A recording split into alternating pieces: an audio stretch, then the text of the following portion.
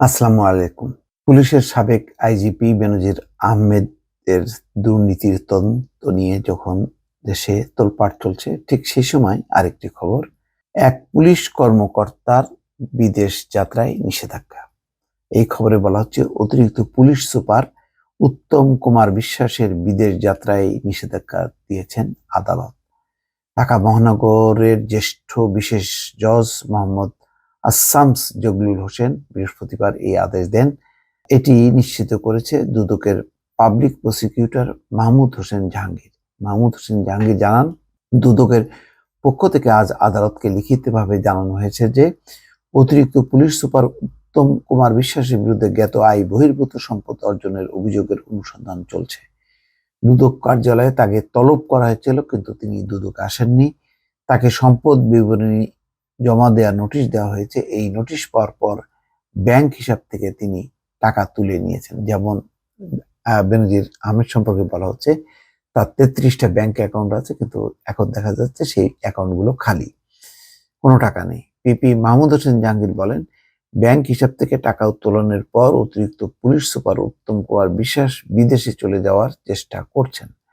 এ কারণে তার বিদেশ যাত্রায় নিষেধাজ্ঞা দেওয়ার আবেদন করেছে দুদক। আদালত শুনানি নিয়ে র্যাব কর্মকর্তা উত্তম কুমার বিদেশ যাত্রায় নিষেধাজ্ঞা দিয়েছে। আসলে ভয়াবহ দুর্নীতি। এই দুর্নীতির রাহু গ্রাসে তিনি কি আদৌ আছেন কিনা, এটি আমার কাছে যথেষ্ট সন্দেহ আছে যে এই আদালতের প্রক্রিয়া, সরকারের তড়িৎ গতিতে সিদ্ধান্ত না নেয়া, নানা কারণে কেন জানি মনে হয় এক ধরনের দায় মুক্তি দেওয়া হয় বা বিদেশ যাতে চলে যায় তার একটা প্রশ্রয় দেওয়া হয়। যেমন বেনজির আহমেদের এরকম সময় তিনি চলে গেলেন, অথচ দুদক একেবারে 6 তারিখ এবং 9 তারিখ তাকে এবং তার পরিবারের সদস্যদেরকে দুটো ভিন্ন ভিন্ন ডেট দিয়েছে, হাজির হতে হবে। এই সময় তারা সিঙ্গাপুরে।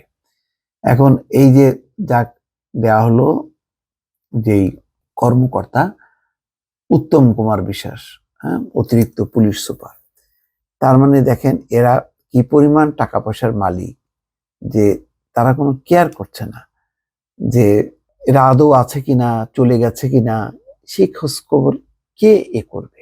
সম্ভব না। আর যখন নাকি সাবেক আইজিপি বেনজির আহমেদের দুর্নীতির যেই খবরাখবর, সেই খবরাখবর পুলিশ তো ভালোভাবেই জানে।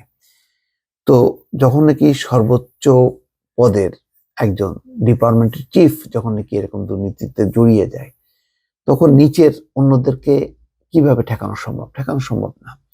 এবং বেনজির আহমেদের দুর্নীতি, ক্ষমতার অপব্যবহারের এই তথ্য এমন না যে কেউ জানে না, তার ডিপার্টমেন্টের সবাই জানে। তো সুতরাং তার সূত্র ধরে অন্যান্য কর্মকর্তারা, জুনিয়র কর্মকর্তারা, তারাও ব্যাপকভাবে দুর্নীতি করেছে।